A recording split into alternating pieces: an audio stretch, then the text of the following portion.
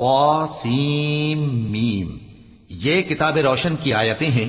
اے پیغمبر، ہم تمہیں موسیٰ اور فرعون کے کچھ حالات مومن لوگوں کے سنانے کے لیے صحیح صحیح سناتے ہیں کہ فرعون نے ملک میں سر اٹھا رکھا تھا اور وہاں کے باشندوں کو گروہ گروہ بنا رکھا تھا۔ ان میں سے ایک گروہ کو یہاں تک کمزور کر دیا تھا کہ ان کے بیٹوں کو ذبح کر ڈالتا اور ان کی لڑکیوں کو زندہ رہنے دیتا۔ بے شک وہ مفسدوں میں تھا۔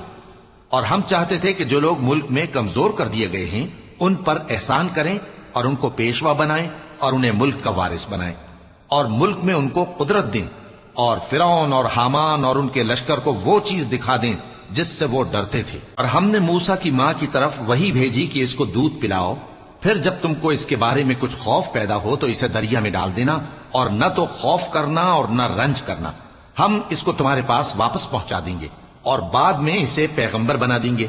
سو فرعون کے لوگوں نے اس کو اٹھا لیا، اس لیے کہ نتیجہ یہ ہونا تھا کہ وہ ان کا دشمن اور ان کے لیے موجب غم ہو۔